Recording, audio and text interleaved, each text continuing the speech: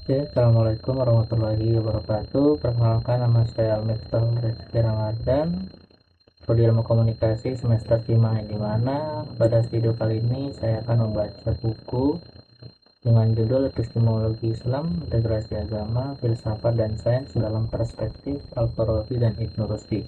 Di mana ini saya akan membaca buku yang sesuai dengan tema saya, yaitu perbandingan antara epistemologi milik Al-Farabi dan Ibnu Rushdi. Yang dimana buku ini ditulis oleh Dr. Al-Khudori Soleh MAG. Kita akan masuk ke bagian pertama, yaitu pada halaman 41. Dan kita akan mulai dengan biografi Al-Farabi. Baik, kondisi sosial politik. Al-Farabi hidup pada periode kedua masa pemerintahan Abbasiyah 750 sampai 1258 Masehi. Suatu masa di mana khalifah-khalifah yang memerintah Baghdad secara politis tidak lagi kuat seperti sebelumnya, sehingga mereka tidak kuasa melawan kehendak para perwira, pengawal, keturunan Turki, dan secara intelektual, pemikiran rasional Mu'tazilah mulai memudar seiring munculnya kembali ajaran-ajaran salaf. Menurut Al-Khudari, periode kedua Bani Abbas ini menentang mulai masa Khalifah Al-Mutawakkil 847 sampai 861 Masehi sampai masa kekuasaan Al-Mustakhfi 944 sampai 946 Masehi. Masuknya pengaruh perwira Turki ke dalam pemerintahan Bani Abbas menurut Harun Nasution 1919 sampai 1998 Masehi bermula dari kebijakan Al-Mu'tasim 833 sampai 842 Masehi. Seorang khalifah Abbasiyah dari ibu yang berasal dari Turki yang mengambil orang-orang Turki sebagai pengawal pribadinya. Para tentara Turki ini pada masa berikutnya menduduki jabatan wazir-wazir dan begitu berkuasa sehingga para khalifah sesudah Al-Mu'tasim 833 sampai 842 tidak mampu menolak kehendak mereka. Dalam sistem pemerintahan Bani Abbas 870 sampai 1258 Masehi. Sebagaimana diketahui, terdapat wazir-wazir yang pada dasarnya berkedudukan di bawah kekuasaan sipil dan militer, di samping sebagai penasehat dan pembantu khalifah. Di bawah wazir terdapat sekretaris yang bertugas membantu tugas-tugas wazir yang berbagi atas berbagai bagian seperti khatib al-Rasdi, administrasi, khatib al-Kharraj, pajak, khatib al-Jundi, tentara, al-Khatib al-Ghani, hakim.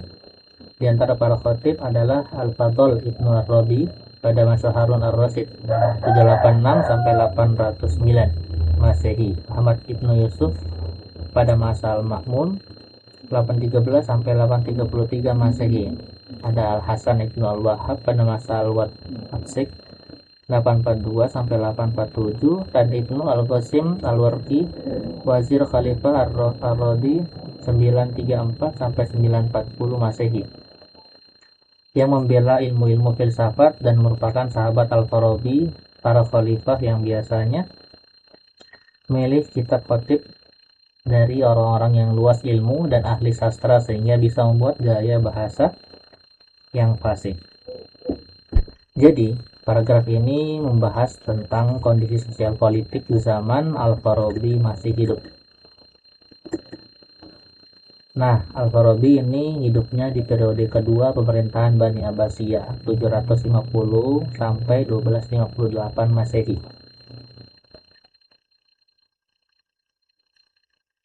Nah, di periode ini kondisi khalifah-khalifah yang memimpin di Baghdad itu sebenarnya udah nggak sekuat dulu secara politik, sampai mereka nggak berdaya buat melawan kehendak para perwira pengawal keturunan Turki.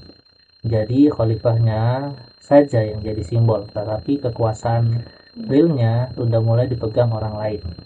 Terus secara pemikiran juga ada pergeseran. Jadi pemikiran nasional Mu'tazilah yang tadinya dominan itu mulai memudar, digantikan sama munculnya lagi ajaran-ajaran salaf. Nah, Menurut Al-Khudori, periode kedua Bani Abbas ini rentangnya dari masa Al-Mutawakkil 847 sampai 861 Masehi sampai masa Al-Mustakhfi 944 sampai 946 Masehi. Nah, terus gimana ceritanya kok bisa orang Turki punya pengaruh gede di pemerintahan Bani Abbas? Nah, menurut Harun Nasution ini bermula dari kebijakan Al-Mu'tasim 833 sampai 842. Jadi Al-Mu'tasim ini Khalifah Abbasiyah yang ibunya dari Turki, dan dia mengangkat orang-orang Turki jadi pengawal pribadinya.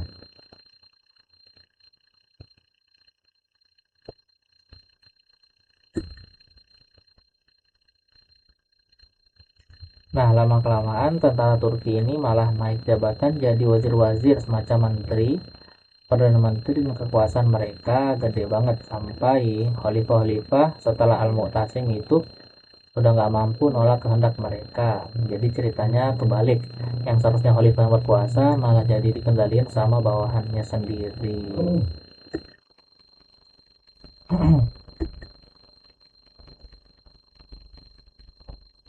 Terus paragraf ini juga menjelaskan soal struktur pemerintahan Bani Abbas. Jadi ada wazir-wazir yang kedudukannya di bawah kekuasaan sipil dan militer, sekaligus jadi penasehat dan pembantu khalifah.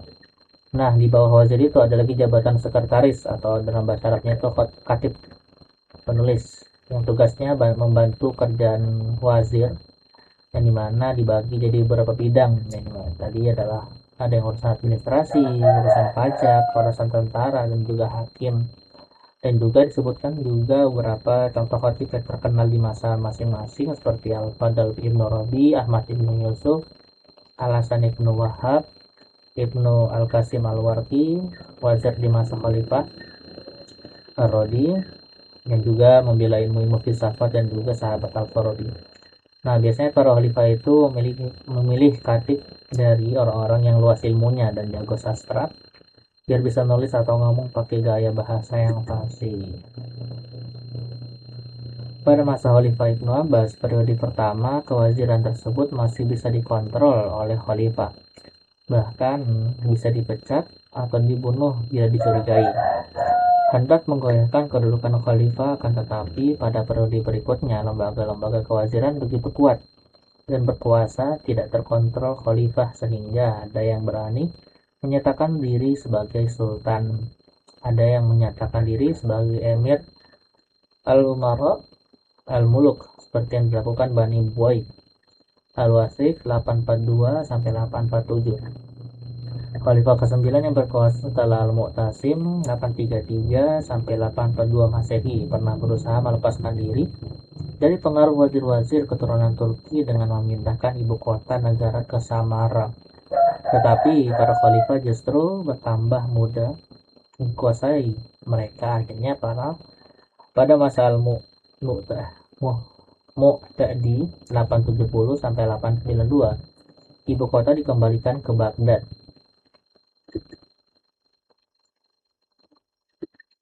Ketidakmampuan khalifah mengontrol kewajiban tersebut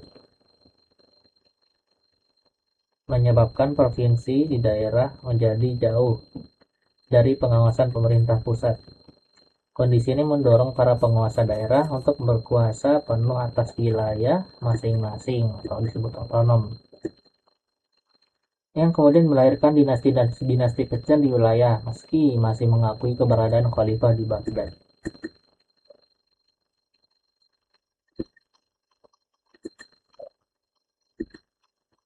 Apalagi pada kenyataannya para penguasa di daerah tersebut bisa mengorganisasikan pasukan sendiri yang bahkan sangat besar. Daerah Transoxiana, Turkistan, tempat di mana Al-Farabi lahir dan menempuh kehidupan awal, adalah provinsi otonom yang berada di bawah kekuasaan Bani Saman 874 sampai 998 Masehi, suatu dinasti yang berkuasa penuh atas wilayah Turkistan sampai Khurasan. Al-Farabi tumbuh di bawah pemerintahan Nasr Ibnu Ahmad 874 sampai 892. Dinasti yang mengklaim dirinya sebagai bangsa Persia dan keturunan Sasaniyah.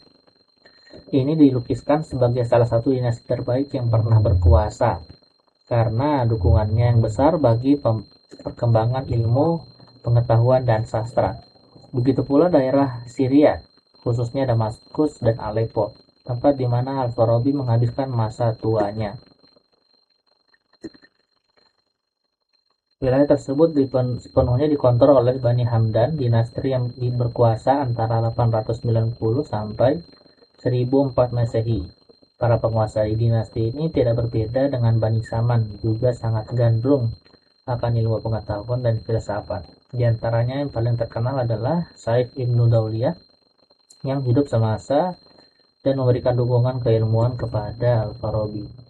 Nah, di paragraf ini melanjutin soal perkembangan kekuasaan wazir dan juga mulai masuk ke latar belakang tempat Al-Farabi lahir dan besar.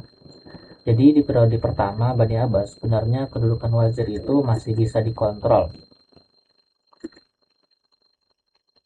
sama khalifah, bahkan kalau ada wazir yang dicurigai mau goyang yang dicurigai mau goyang dari posisi khalifah, dia bisa langsung dipecat atau bahkan dibunuh. Jadi khalifah masih pegang kendali penuh. Tapi di periode berikutnya situasi berbalik. Lembaga kewaziran ini jadi semakin kuat dan berkuasa sampai udah gak bisa dikontrol lagi sama khalifah. Bahkan ada yang berani nyatain diri sebagai sultan dan juga ada nyatain diri sebagai al-umara al-muluk atau raja, kayak dilakukan sama Bani al-Buwaid. Terus diceritakan juga Al-Wasik 842-847 Masehi, Khalifah ke-9 setelah Al-Mu'tasim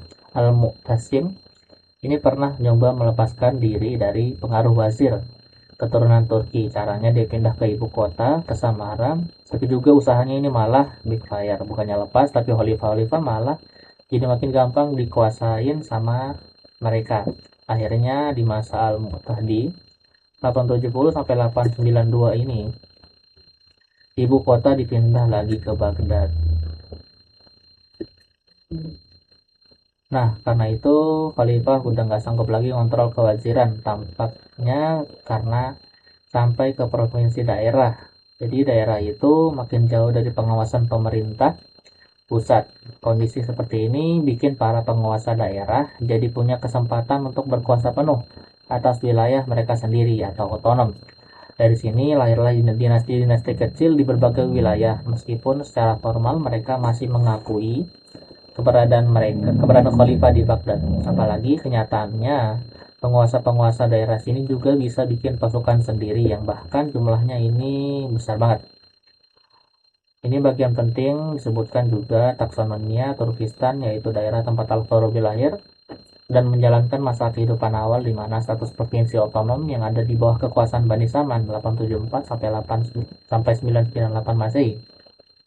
Dinasti yang menguasai wilayah Turkistan sampai Khorasan. Dan juga disebutkan kalau Syria, khususnya Damaskus dan Aleppo, tempat Al-Farabi menghabiskan masa tuanya, wilayah ini dikontrol penuh sama Bani Hamdan, dinasti yang berkuasa dari tahun 890 sampai sama kayak Saman, penguasa-penguasanya sangat cinta dan ilmu dan filsafat. Dalam kondisi politik seperti ini pula, tidak jarang provinsi yang sama berada di wilayah kekhalifahan Bani Abbas saling menyerang dan menduduki daerah lain sebagai upaya untuk memperluas wilayah kekuasaan masing-masing, sebagaimana yang terjadi pada tahun 945 sampai 946. Oke, kita langsung lanjut ke gerakan intelektual, di mana kegiatan-kegiatan ilmiah pada masa Khalifah Bani Abbas 750 sampai 1528 bergerak dinamis seiring dengan dinamika politik yang ada. Menurut Atie 1923 sampai 2008 Masehi, kegiatan-kegiatan intelektual periode ini menempuh dua jalan yang berbeda, yang kadang bisa saling bersilang atau berbenturan satu sama lain. Pertama adalah jalan ortodoks atau salaf yang dianut kebanyakan kaum muslim. Jalan ini menuju kepada pembangunan dan perkembangan ilmu yang membayang, seperti filologi, sejarah, dan jurisprudensi al-fiqh. Kedua, jalan yang kurang ortodoks atau khalaf yang dipengaruhi oleh kebudayaan-kebudayaan Yunani, Syria, dan Persia. Jalan ini menuju pada perkembangan berbagai disiplin tentang filsafat, matematika, astronom, fisika, dan geografi, yang kemudian disebut orang-orang zaman dulu. Pada periode awal Bani Abbas, pada saat khalifah berada dalam puncak kemiliteran politik, aktivitas intelektual disebut bergerak dan berkembang pesat, baik yang menempuh jalan ortodoks maupun yang kurang ortodoks. Dalam bidang fikih, misalnya yang digolongkan dalam ilmu-ilmu lewat jalan ortodoks, ada jalan-jalan seperti Abu Hanifah 699 sampai 767 Masehi yang mendirikan mazhab fikih di Baghdad, Imam Malik 716 sampai 796 Masehi di Madinah, ada Syafi'i, ada Imam Ibnu Hambal dan Al-Tabari di Baghdad, serta Dawud Zahiri di Kufah. Sementara dalam disiplin ilmu-ilmu lewat jalan kurang ortodoks lahir tokoh-tokoh seperti Jabir Ibnu Hayyan dalam bidang kimia, Al-Khwarizmi dalam matematika, Al-Kindi dalam filsafat, Sabit Ibnu Qurra dalam geometri, Al-Battani dalam astronom. Jadi gitu.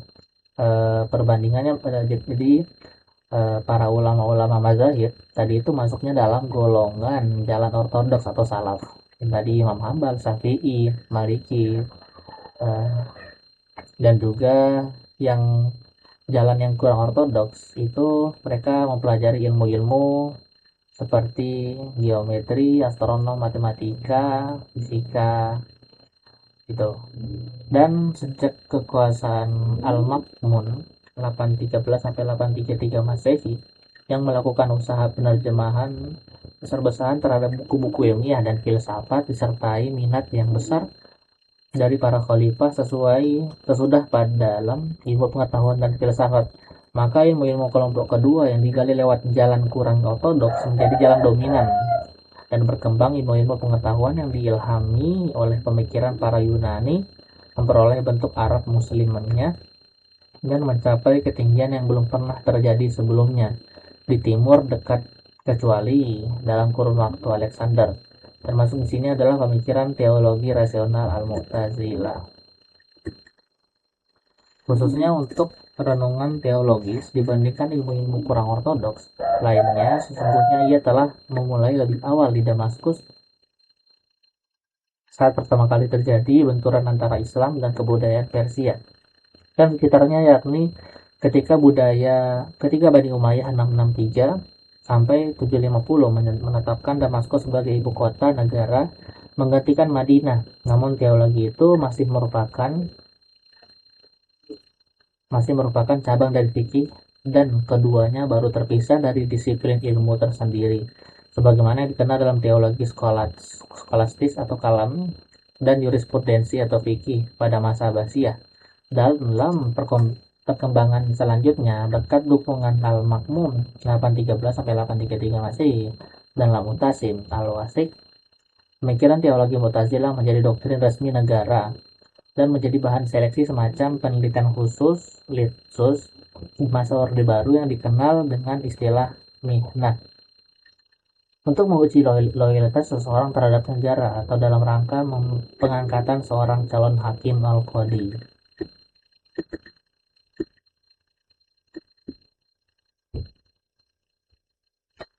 Perkembangan yang pesat pada ilmu Yunani di atas berkat dukungan besar yang diberikan khalifah kepadanya, dan ternyata bukan tidak ditimbulkan masalah, seperti contoh Ibnu Hambal dan orang-orang yang sepemikiran dengannya dari kalangan salaf menunjukkan sikap yang tidak kenal kompromi terhadap ilmu-ilmu tersebut, meski khalifah menyiksanya. Menurut Atei, penentangan kalangan salaf tersebut pertama disebabkan oleh adanya ketakutan di kalangan kaum salaf atau fikih, di mana ilmu-ilmu dari Yunani akan menyebabkan berkurangnya rasa hormat umat Islam terhadap Tuhan. Yang kedua, adanya kenyataan bahwa mayoritas dari mereka yang mempelajari filsafat dari ilmu pengetahuan Yunani adalah orang-orang Kristen penganut Marcionisme, orang-orang Sabia dan Muslim pengikut mazhab Batinia yang esoteris. Yang itu semua mendorong munculnya kecurigaan atas segala kegiatan intelektual dan perenungan yang mereka lakukan. Ketiga, adanya usaha untuk melindungi umat perenungan menurut ada kesergaan atas kegiatan intelektual dan perenungan yang mereka lakukan. Ketiga, adanya usaha untuk melindungi umat Islam dari pengaruh Marxisme, Persia khususnya, maupun paham lain yang dinilai tidak sejalan dengan ajaran Islam yang ditimbulkan dari pemikiran filsafat Yunani. Usaha penentangan dari kaum salaf terhadap filosof Yunani dan ilmu-ilmu rasional, termasuk teologi Mu'tazilah ini terus berlanjut sampai munculnya Al-Mutawakkil 847 sampai 861. Tampilnya Al-Mutawakkil dengan kebijaksanaannya yang mendukung kalangan salaf menyebabkan kalangan yang tadinya tertindas ini memperoleh angin dan muncul ke permukaan menggantikan posisi kaum Mu'tazilah. Khususnya mulailah terjadi revolusi, orang-orang yang tidak sepaham dipecat dan diganti dari kalangan salaf. Al-Kindi 81 sampai 873. Adanya salah satu orang yang menerima nasib buruk dipecat dari jabatannya sebagai guru kerajaan karena menentang kebijakan ortodoksi Al-Mutawakkil tersebut. Itu. Jadi bagi kalangan Mu'tazilah tidak adanya dukungan dari pihak pemerintah ditambah semakin kuatnya posisi kaum salaf yang menentangnya menyebabkan mereka semakin tersingkir dan memaksanya untuk segera pindah haluan jika ingin selamat. Nah, salah satunya tokoh Mu'tazilah yang kemudian menyebar ke barisan salaf adalah Al-Asy'ari 873 sampai 896. Tokoh seangkatan Al-Farabi yang kemudian dikenal dengan pendiri mazhab Ahlus Sunnah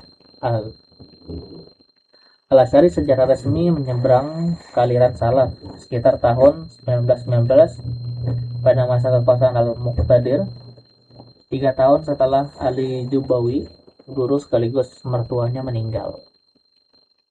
Gitu. Kita lanjut ke Ibnu Rusdi ya. Oke, kita masuk ke Ibnu Rusdi.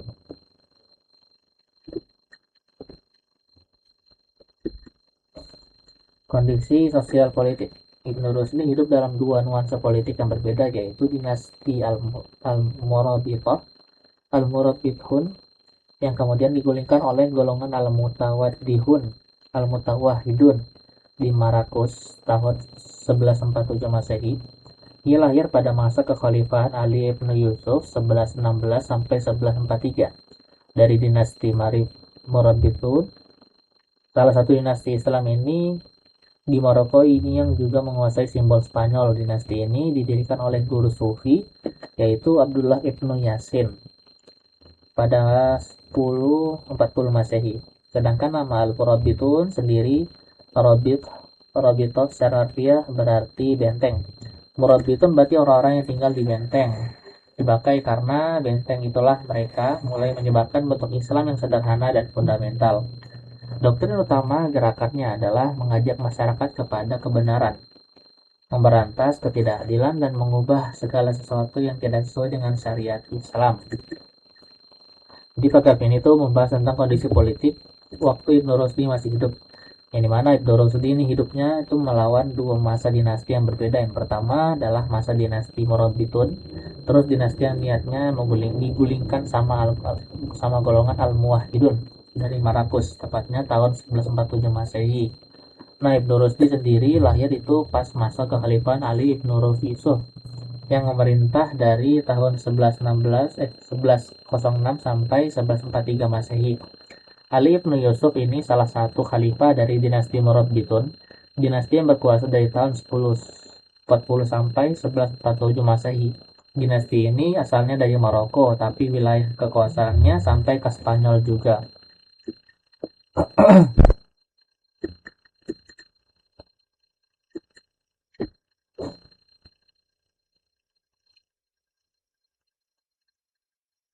Terus didirikan dinasti Murabithun ini, jadi pendirinya itu disebut seorang guru sufi namanya Abdullah ibn Yasin.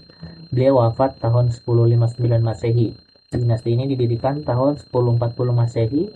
Nah, yang menarik, kenapa namanya Murabithun? Jadi kata orang ini asalnya dari kata ribat yang artinya benteng, dan Murabithun artinya orang-orang tinggal di benteng.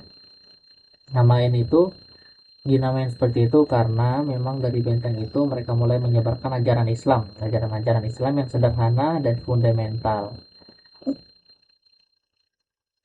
Dan kita lanjut. Pada awalnya masa Ibnu Yasin, Murabitun merupakan gerakan murni keagamaan. Mereka kemudian menjadi gerakan politik setelah dipimpin Yusuf bin Tasfin 1061 sampai 1106 Masehi, yang menempatkan Marakosi, salah satu kota di wilayah Maroko sekarang, sebagai markas utamanya, membangun masjid, rumah sakit, dan gunung-gunung pemerintahan. Tahun 1074 Masehi, Yusuf bin Tasfin mengangkat dirinya sebagai Amir al-Muslimin, penguasa orang-orang Muslim.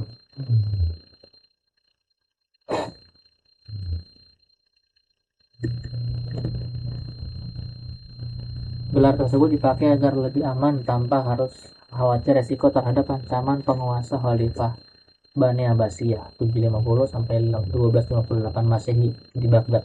Setelah itu mulailah ia melakukan perluasan wilayah dari golongan Borobitun, mulai berubah dari gerakan keagamaan yang menjadi gerakan politik yang tentu saja bermuara pada kekuasaan tahun 1086 Masehi lewat panglimanya dikenal Al-Muqtamid Ibnu Tasfin mengalahkan Raja Alfonso IV 1040 sampai 1109. Raja Leon Castile menaklukkan Granada, Malaga, Badajoz, dan Seville.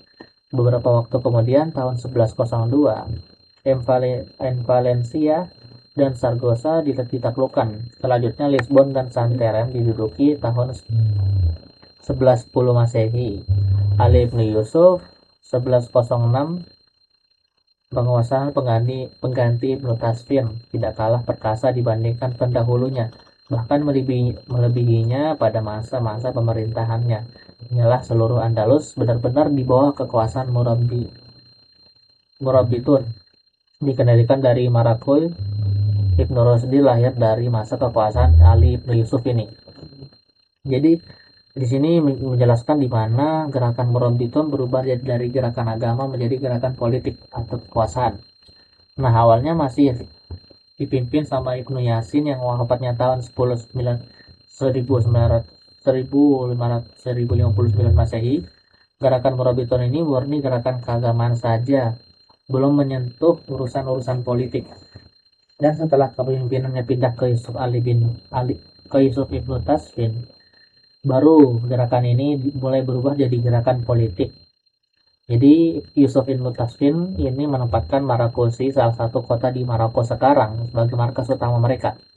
Itu tahun 1062 Masehi. Terus di sana dia bangun masjid, rumah sakit, gedung-gedung pemerintahan, juga sampai gedung-gedung pemerintahan. Secara politis, menurut Anwar Zene, dinasti Murabitun memberikan kehidupan baru yang baik kepada masyarakat, yaitu stabilitas politik yang terkendali sehingga masyarakat menjadi tenang. Namun hal ini bukan terjadi karena kesadaran, melainkan atas tekanan pemerintah. Penguasaan Murabitun senantiasa mengawasi opini yang berkembang dan menindas buku-buku yang dianggap tidak sesuai dengan ajaran resmi kerajaan.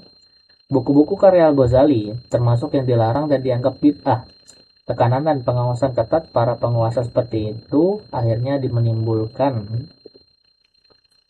banyak ketidakpuasan dari masyarakat. Muncullah kekacauan dan pemberontakan di daerah-daerah, dan di antara lain tahun 1145 Masehi, yakni beberapa tahun sebelum jatuhnya dinasti Murabitun, terjadi pemberontakan di Algarve, Nibla, Santarem, Cadiz, Badajoz, dan lainnya. Umumnya pemberontakan tersebut dipimpin oleh tokoh-tokoh agama atau guru filsuf. Misalnya Husain Ibnu Qosi yang mengklaim dirinya sebagai Mahdi, memberontak di Silves dan Nibela. Dan di Cordova, Ibnu Iyad, di Valencia, dan Ibnu Mardasi di Granada dengan dibantu pasukan Nasrani. Muwahhidin, kelompok keagamaan yang diberi kekuasaan menggantikan Murabitun, termasuk golongan yang lahir akibat dari kondisi keagamaan yang terjadi di Andalus. Secara intelektual, ia lahir karena ketidakpuasan dengan keberadaan mazhab Maliki yang kaku, konservatif, dan legalistik, yang diperlakukan pengawasan murabi itu di samping demi memerangi paham tasfim yang menganggap mereka bahwa Tuhan mempunyai bentuk antropomorfisme. Oleh karena itu, mereka memakai nama muwahhidun, orang-orang yang menegaskan Tuhan Subhanahu wa taala. Dan Ibnu Tumar yang merupakan pendiri golongan muwahhidun, seorang guru sufi asal Maroko yang mencoba memadukan ide-ide ajaran Mu'tazilah dan Syiah sebagai alternatifnya. Kita langsung masuk ke pembahasan ini kita dulu. Gerakan intelektual. Menurut Said Al-Andalusi, pemikiran filsafat telah muncul di Andalus sejak pertengahan abad ke-9, tepatnya pada masa kekuasaan Ibnu Abdul Ar-Rahman.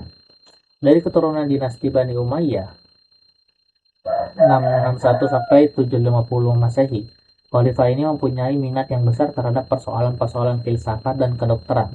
Di samping hukum, hadis dan sastra, namun menurut Majid Fahri dan penulis setuju dengannya, pemikiran rasional filsafat yang sesungguhnya di Andalus baru muncul pada paruh kedua abad ke-10, tepatnya pada masa kekuasaan Al-Hakam. Sebab baru pada masa itulah dilakukan pembelian karya-karya ilmiah dan filsafat dalam jumlah besar dari berbagai wilayah timur, yakni Baghdad, Mesir, sehingga selama itu Cordoba dengan perpustakaan dan universitasnya mampu menyaingi Baghdad sebagai pusat ilmu pengetahuan. Sebagai ilustrasi tentang maraknya keilmuan saat itu, Khalifah sendiri mempunyai perpustakaan pribadi yang menghimpun lebih dari 600.000 buku. Abu Ja'far Ibnu Abbas, seorang wazir di Almeria, mempunyai 400.000 buku. Muzaffar Ibnu At-Tufas 1045 sampai 1065 Masehi, seorang amir di Badajoz, mampu menghimpun ensiklopedia dengan judul Al-Muzaffiriyah sebanyak 50 jilid. Sedangkan Ibnu Futais dari Cordoba berani membayar 40.000 dinar untuk setiap buku baru. Usaha pembelian karya-karya ilmiah tersebut tidak hanya dilakukan pemerintah pusat atau tokoh-tokoh tertentu, tetapi juga oleh masing-masing provinsi dan distrik. Bersama dengan itu muncul pula beberapa sarjana atau saintis yang cukup menonjol, seperti Maslamah Ibnu Ahmad Al-Majridi, seorang ahli kimia, dan muridnya yang bernama Ibnu Hakam Al-Karmani, ahli matematika, penganut filsafat neoplantonis, yang berjasa membawa risalah Ikhwan As-Safa ke Andalus.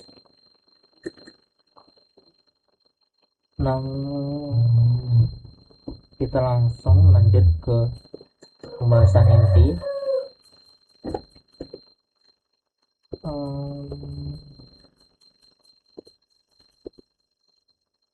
Oke, bagian 1. Kondisi objektif. Kita akan melihat perbandingan gimana Al-Farabi tempat lahir di Turkistan, Cordoba, dan sementara Ibnu Rusdi di Cordoba, dan gelar kehormatan masing-masing berbeda, ya. Yang di mana Al-Farabi Al-Mu'alim atau Atsani filsafat Islam, dan Ibnu Rusdi adalah komentator Aristoteles. Dan kisahnya seperti negara asal, latar belakang keluarga, jabatan yang pernah diduduki, tuduhan yang pernah diterima, kondisi sosial politik, cenderung ke keilmuan, jumlah karya yang perbandingannya lebih banyak milik Ibnu Rusdi, dan klasifikasi utama karya masing-masing hampir ke keilmuannya seperti ke logika, metafisika, politik, dan yang Ibnu Rusdi logika, fisika, metafisika, teologi, dan hukum. Ini hampir mayoritas mereka termasuk dalam golongan di luar dari filsuf, di luar dari salaf, penentang ortodoks, di luar ortodoks tadi. Dan kita masuk pada bab ketiga, yaitu sumber pengetahuan. Sebelum masuk lebih jauh, bentar saya kita masuk ke bab tentang konsep ilmu, dan dimana ini menjadi subbab awal.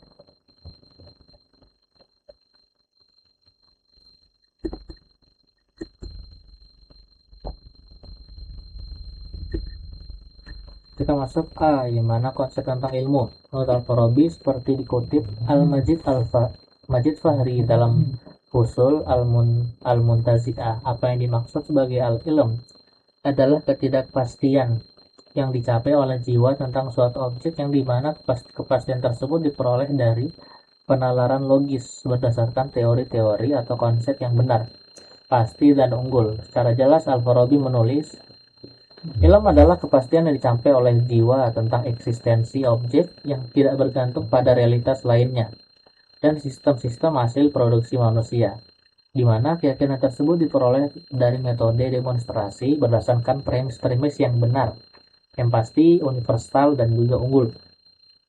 Al-Farabi mempersyaratkan beberapa hal, baik dari aspek subjek, kajian, maupun metodenya, agar sesuatu pengetahuan dapat dinilai dari sebuah ilmu. Pada subjek kajian, Al-Farabi mempersyaratkan kedua hal, yang pasti dan universal. Pasti maksudnya bahwa subjek kajian atau premis yang dijadikan dasar penalaran adalah tetap tidak berubah, sehingga jika sesuatu saat ini dianggap benar tetapi besok menjadi salah, maka ia tidak dapat disebut dan dijadikan sebagai subjek ilmu. Sedangkan universal maksudnya bahwa subjek kajian atau premis yang dijadikan dasar penalaran adalah berlaku umum di setiap tempat. Sementara itu, pada aspek metode, Al-Farabi mempersyaratkan bahwa ia harus dihasilkan lewat metode-metode tertentu yang dinilai valid. Secara metodologis, dalam Al-Uyun Al-Masail, Al-Farabi menyatakan bahwa sebuah ilmu dihasilkan lewat dua tahap. Yang pertama adalah pembentukan teori, tasawur, dan penalaran logis. Pembentukan teori itu sendiri ada dua macam, sederhana dan yang satu konvensional, tasawur al-mutlaq dan ilmu tasawur ma'ad tasdik. Tasawur konvensional adalah seperti pemahaman kita terhadap matahari dan bulan yang dipahami tanpa analisis, sedangkan tasawur ilmiah adalah seperti pengetahuan kita tentang langit dan semua tingkatan dan temporalitas hadis, yang semua itu tidak dapat diketahui kecuali lewat analisis dan penelitian. Jadi paragraf ini membahas bagaimana Al-Farabi mendefinisikan ilmu. Menurut Majid Al-Fahri yang mengutip kitab Fusul Al-Muntazi'ah karya Al-Farabi, jadi yang dimaksud dengan al-ilm adalah kepastian yang dicapai oleh jiwa tentang suatu objek. Kepastian ini didapatkan dari penalaran logis, yang dasarnya adalah teori-teori atau konsep yang benar, pasti, dan unggul. Al-Farabi sendiri menulis definisinya secara lebih jelas seperti ini. Ilmu itu adalah kepastian yang dicapai jiwa tentang eksistensi suatu objek yang tidak bergantung sama realitas lain dan tidak bergantung sama sistem buatan manusia. Nah, keyakinan ini didapatkan lewat metode demonstrasi atau pembuktian yang berdasarkan premis-premis benar, pasti, universal, dan unggul. Jadi intinya buat Al-Farabi, ilmu itu bukan sekedar tahu doang, tapi harus ada kepastian yang didapatkan lewat proses penalaran logis yang valid. Nah, dan terus Al-Farabi juga memberikan syarat-syarat agar suatu pengetahuan bisa disebut sebagai ilmu. Syaratnya ada dua aspek, yang dimana adalah subjek kajian dan metode. Dari sisi subjek kajian ada dua syarat. Pastinya, yang pertama adalah pasti. Maksudnya, subjek atau premis yang sudah dijadikan dasar penalaran itu harus tetap tidak berubah-ubah. Jadi, kalau misalnya suatu hari nanti dianggap benar, tapi besok ternyata salah, nah itu tidak bisa disebut ilmu. Seperti itu. Dan universal, maksudnya adalah subjek atau premis itu harus berlaku umum di mana-mana. Tidak hanya berlaku di suatu tempat doang, tidak hanya berlaku di Baghdad saja, atau tidak hanya berlaku di Turki saja. Dari metode, Al-Farabi bilang atau mengatakan bahwa ilmu itu harus dihasilkan lewat metode-metode yang pastinya valid dan tidak asal-asalan. Nah, dari kitab lain juga yang namanya adalah Uyun Al-Masail, Al-Farabi menjelaskan lebih detail tentang metodologi untuk menghasilkan ilmu. Jadi menurutnya ilmu itu dihasilkan lewat dua tahap, yang dimana pertama adalah pembentukan teori atau tasawur.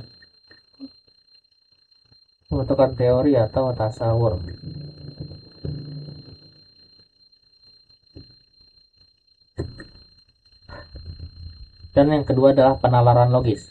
Nah, di sisi tasawur pembentukan teori ini terdiri dari dua macam, yang dimana tasawur konvensional atau sederhana dan tasawur mutlak. Ini kayak pemahaman kita tentang matahari dan bulan. Jadi kita paham matahari itu bulan tanpa perlu menganalisis mendalam, cuma perlu dasar dan umum saja. Dan tasawur ilmiah atau tasdik ini level yang lebih dalam, kayak pengetahuan kita tentang langit beserta semua tingkatan dan sifat keterbaruannya, hadis temporalitas. Nah, ini jenis pemahaman seperti ini tidak bisa didapatkan kecuali lewat analisis dan penelitian yang serius.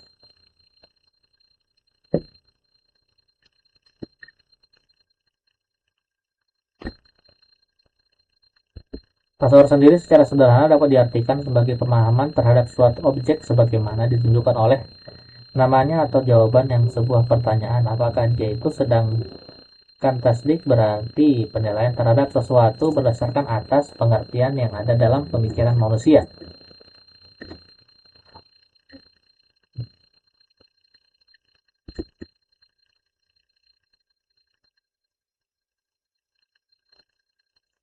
Dalam pengertian Al-Mahdi, tasawur Al-Farabi adalah apa yang dikenal dengan istilah tunggal tentang pemikiran tanpa berhubungan dengan prediksi. Sedangkan tasdik adalah apapun yang bermunculan dengan sintesis antara subjek dan predikat. Selanjutnya, untuk menghasilkan konsepsi yang valid sebagai landasan penalaran dapat dilakukan lewat dua cara, di mana pemahaman langsung secara aksiomatik dan penelitian induktif. Namun yang dimaksud induktif di sini adalah tidak sama dengan induksi biasa. Perbedaan di antara keduanya terletak pada aspek dan tujuan dari sarana yang digunakan. Induksi Al-Farabi berusaha menemukan proporsi universal bagi dirinya sendiri, sementara induksi biasanya hanya bertujuan untuk menguji atau memeriksa premis-premis universal yang digunakan dalam silogisme. Sarana yang digunakan dalam induksi biasa adalah rasio, sedangkan induksi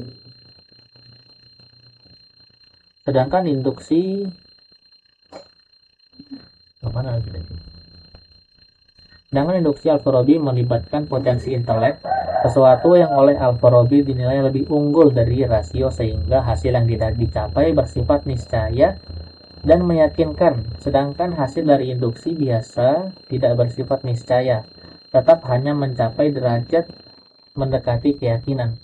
Berdasarkan uraian di atas, maka apa yang dimaksud dengan ilmu dalam pandangan Al-Farabi setidaknya harus mengandung 3 prinsip pokok. Ini sebentar kita yang paragraf sebelumnya dulu. Jadi dijelaskan detail lagi itu apa itu tasawur dan tasdik. Tasawur itu secara sederhana artinya pemahaman terhadap suatu subjek sesuai sama namanya, atau bisa dibilang jawaban atas pertanyaan apa itu dia. Jadi semacam pemahaman dasar tentang ini apa. Sementara itu tasdik itu artinya penilaian terhadap sesuatu berdasarkan pengertian yang sudah ada di pikiran manusia. Jadi kalau tasawur itu tahu apa, tasdik itu udah masuk ke tahapan menilai atau menghakimi. Nah, menurut Ali Mahdi, tasawurnya Al-Farabi dikenal dengan istilah tunggal tentang pemikiran yang berdiri sendiri, tanpa dikaitkan dengan prediksi atau bisa dibilang belum ada penilaian benar atau salah. Sedangkan tasdik itu muncul sebagai sintesis antara subjek dan predikat. Jadi sudah ada gabungan antara yang dibicarakan dan apa yang dikatakan tentang itu. Terus di bagian berikutnya dijelaskan soal cara menghasilkan konsepsi yang valid buat menjadi landasan penalaran antara dua cara.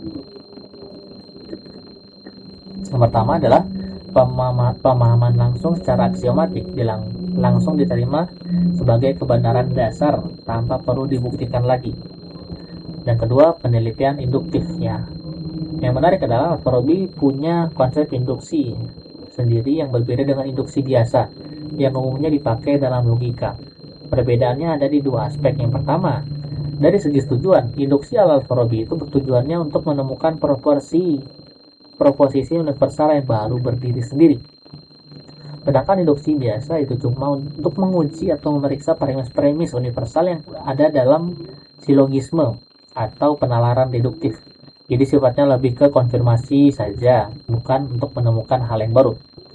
Kedua, dari segi sarana yang dipakai, induksi biasa itu pakai rasio atau akal biasa. Sedangkan induksi Alfarabi itu melibatkan potensi intelek, dan menurut Alfarabi, intelek ini levelnya lebih tinggi atau unggul dibandingkan rasio biasa. Nah, karena beda level ini, hasilnya juga berbeda. Dari hasil induksi Alfarabi itu sifatnya niscaya dan meyakinkan. Bisa bilang hampir benar. Sedangkan hasil dari induksi biasa itu tidak sampai niscaya, hanya sampai di level mendekati keyakinan saja, atau bisa dibilang belum 100% pasti. Jadi kembali lagi berdasarkan uraian di atas, maka apa yang dimaksud dengan ilmu pokok dalam pandangan Al-Farabi setidaknya harus mengandung 3 prinsip pokok, yaitu subjek kajian atau premis yang dijadikan dasar penalaran harus bersifat tetap dan universal. Dan yang kedua, bertujuan untuk memahami hakikat objek. Dan ketiga, didahului atau dihasilkan dengan dari metode-metode tertentu yang diakui validitasnya.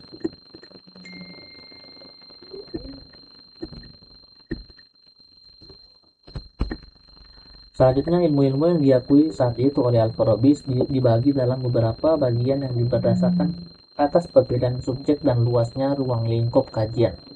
Berdasarkan atas perbedaan subjek, Al-Farabi membagi ilmu menjadi 4 bagian. Yang pertama, metafisika, al-ilm al-ilahi, matematika, ulum at-ta'lim, ilmu politik, ilmu al-madani, dan fisika atau ilmu at-tabi'i. Tingkatan yang paling tinggi dan unggul di antara bentuk-bentuk ilmu ini adalah hikmah, atau yang disebut juga dengan metafisika atau filsafat pertama. Bisa dibilang filsafat al-ula, yang diartikan sebagai pengetahuan tentang penyebab akhir dari segala sesuatu, yaitu pengetahuan tentang esensi, sifat, dan perubahan ilahi dalam kaitannya dengan banyak. Sedangkan yang paling rendah adalah fisika atau ilmu kealaman, yang diartikan sebagai pengetahuan dengan wujud material. Sementara itu, berdasarkan luasnya lingkup kajian Al-Farabi membagi ilmu menjadi 2 bagian, yang dimana ilmu universal atau al-ilm al-kulli dan ilmu partikular atau ilmu al-juz'i. Ilmu partikular adalah ilmu yang objek kajiannya berupa bagian-bagian dari eksistensi dan pemikiran, seperti ilmu fisika yang mengkaji bagian-bagian wujud material dan aspek gerakan dan perubahan keterdiamannya. Matematika yang membahas hitung-hitungan dan kedokteran yang meneliti soal kesehatan. Dan kedua adalah ilmu universal, adalah ilmu yang objek kajiannya mencakup seluruh realitas, seperti tentang wujud atau segala sesuatu yang tidak terbatasi oleh tema-tema. Ilmu partikular seperti soal keterdahuluan atau kodum, kesempurnaan, tindakan, fi'il, dan sejenisnya, atau tentang pangkal segala yang wujud yang disebut Tuhan.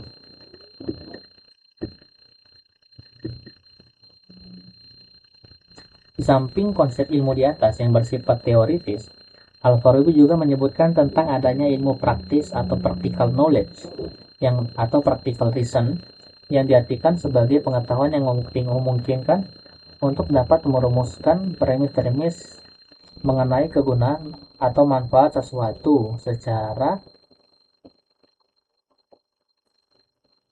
umum atau dasar pengalaman dan pengamatan pribadi. Dalam fusul, seperti dikutip dari Majid Fakhri, Al-Farabi menulis, ilmu praktis adalah kemampuan yang diperoleh manusia berdasarkan atas kebanyakan pengalaman dan pengamatan logis sehingga memungkinkan dia untuk menemukan tindakan-tindakan apa yang perlu dilakukan atau dihindarkan. Al-Farabi menyebutkan pengetahuan praktis disebut dengan istilah at-ta'aqqul, kebijakan praktis atau pronesis, sesuai dengan istilah yang digunakan oleh Aristoteles 384 sampai 322 sebelum Masehi sendiri. Pronesis adalah tindakan tepat berdasarkan pertimbangan baik dan buruk ketika menghadapi pilihan-pilihan. Orang yang mempunyai pronesis akan mengetahui bagaimana harus bertindak tepat. Menurut Aristoteles 384 sampai 322 sebelum Masehi, pronesis ini tidak dapat diajarkan tetapi dapat dikembangkan dengan cara dibiasakan dengan karena ia tumbuh dan berkembang berdasarkan pengalaman dan kebiasaan bertindak etis.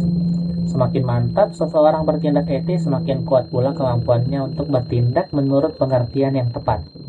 Sama seperti orang yang semakin tekun melatih jiwanya akan semakin peka perasaannya.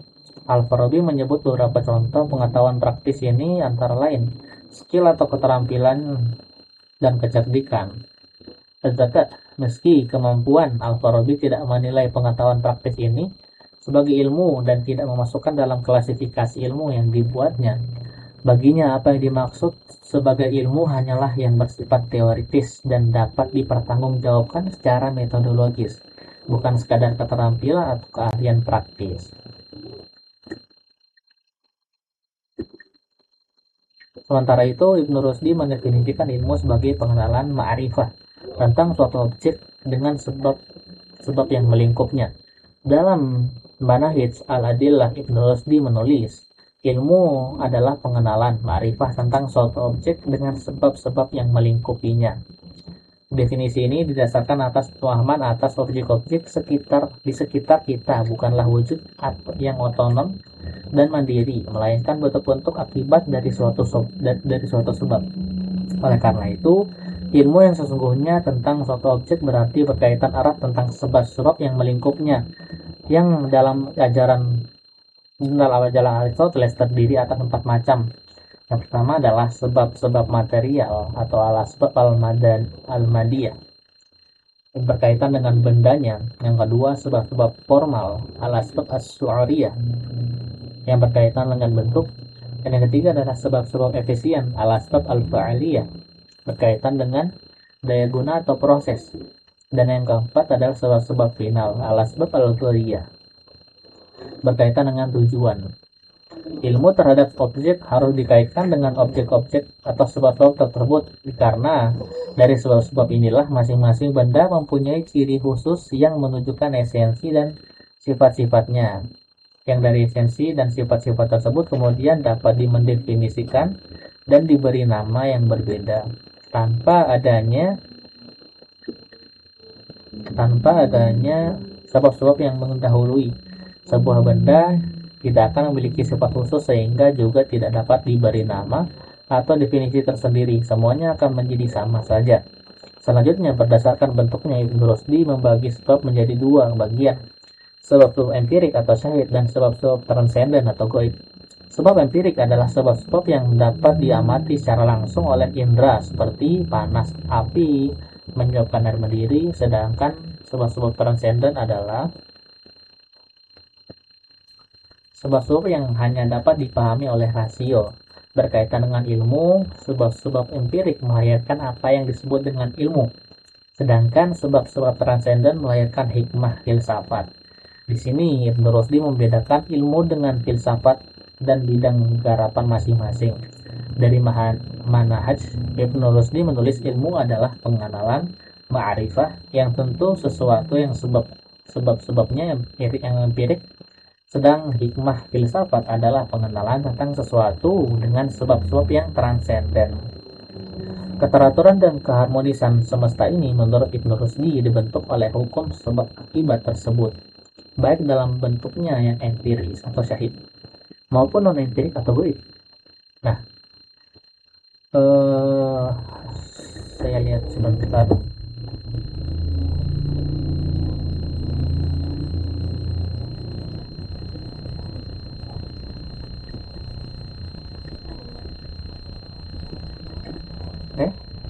Kita langsung lanjut.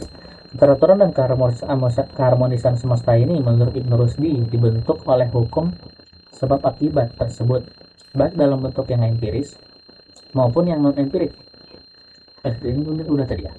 Ya, selain itu menafikan sebab-sebab empirik berarti menutup jalan untuk memahami sebab-sebab transenden. Karena sebab-sebab transenden hanya dapat diketahui lewat pemahaman dan sebab-sebab empirik. Oleh karena itu, Ibnu Rusdi mempertanyakan mereka termasuk Al-Ghazali yang menganggap hubungan sebab akibat sebagai kebiasaan. Menurut Ibnu Rusdi, kata-kata kebiasaan adalah istilah yang membingungkan. Apa yang dimaksud adalah kebiasaan. Kebiasaan apa? Kebiasaan pelaku, kebiasaan benda-benda, atau kebiasaan kita membentuk kebiasaan di sekitar hal-hal semacam itu. Selanjutnya, berdasarkan sifat-sifat objek, Ibnu Rusdi membagi ilmu dalam dua bagian. Yang mana adalah ilmu partikular atau alim al-juz'i dan ilmu universal, al-ilmu al-kulliyah. Ilmu partikular adalah ilmu-ilmu yang didasarkan atas wujud-wujud empirik yang bersifat partikular, metafisik, partikular. Sedangkan ilmu universal adalah ilmu-ilmu yang didasarkan atas wujud metafisik yang bersifat universal. Meski demikian, wujud-wujud universal yang bersifat metafisik ini bukan berarti tidak mempunyai wujud tersendiri. Menurut Ibnu Rusdi, wujud-wujud metafisik yang menjadi objek-objek ilmu universal mempunyai wujud tersendiri yang bersifat universal yang ada dan dapat dipahami dalam wujud intelligible. Dalam tahafut, Ibnu Rusdi menyatakan wujud-wujud universal berada dalam pikiran al-ada, bukan dalam realitas empirik. Bagaimana yang dimaksud oleh para filosof bahwa yang dimaksud universal adalah wujud yang ada dalam pikiran, bukan wujud dalam realitas empirik. Meski demikian, hal itu bukan berarti ia tidak ada wujudnya sama sekali. Ia adalah wujud potensial, mawjudah bil al-quwah, bukan wujud aktual, mawjudah bil al-fi'al. Jadi jika dikatakan tidak ada wujudnya sama sekali adalah omong kosong. Menurut Ibnu Rusdi, yang penting dicatat di sini adalah ilmu manusia berdasarkan atas wujud-wujud di atas. Dalam tahafut dan Tadmina, Ibnu Rusdi menyatakan secara tegas, wujud-wujud inilah yang menjadikan sumber pengetahuan manusia, dan wujud-wujud ini bukan wujud rekap, tetapi senantiasa berubah.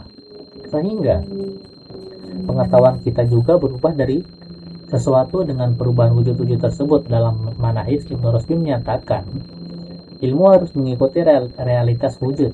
Ketika realitas wujud berubah, suatu ketika aktual dan suatu ketika potensial, maka ilmu terhadap dua bentuk wujud tersebut harus dibedakan atau berubah. Pernyataan yang sama juga disampaikan dalam pasal al-Maqal. Di sini Ibnu Rusdi menyatakan ilmu manusia berubah sesuai dengan perubahan wujud yang menjadi objeknya. Ini syarat mutlak bagi ilmu muhdas yang didasarkan atas realitas wujud. Pernyataan ini disampaikan sekaligus untuk membedakan ilmu manusia dan ilmu Tuhan. Menurutnya, ilmu manusia muncul dari realitas wujud, sedangkan ilmu Tuhan justru melahirkan realitas wujud. Jadi dengan demikian, konsep ilmu harus terdiri atas 3 prinsip dasar. Yang pertama, objeknya berupa wujud fisik. Yang kedua, berkaitan dengan sebab fisik atau syahid yang melatar belakangi hal itu. Dan yang ketiga, dihasilkan lewat analisis yang valid dan meyakinkan. Berdasarkan uraian di atas, tampak ada 2 perbedaan yang cukup mendasar di antara Al-Farabi dan Ibnu Rusdi. Pertama, dapat dilihat dari definisi yang digunakan. Seperti tampak pada definisi di atas, Al-Farabi mengaitkan konsep ilmunya dengan keyakinan dalam hati. Konsep ini sama seperti yang diberikan Al-Ghazali dan Al-Jurjani dalam kitabnya masing-masing. Al-Ghazali dan Ibnu Muhammad Al-Jurjani menulis demikian, ilmu adalah sesuatu yang di dalamnya objek ilmu tersikap secara jelas tanpa ada kemungkinan salah dan ragu. Ilmu adalah kepercayaan yang pasti sesuai dengan kenyataannya. Nah, konsep ilmu tersebut dalam Al-Ghazali berkaitan dengan sesuatu yang bersifat intuitif dan ilham. Menurutnya, ilmu-ilmu model intuitif inilah yang dapat memberikan kepastian dan keyakinan dalam hati, karena ilmu-ilmu model lain masih menyisakan keraguan. Pada Al-Farabi ternyata juga tidak jauh dari konsep tersebut.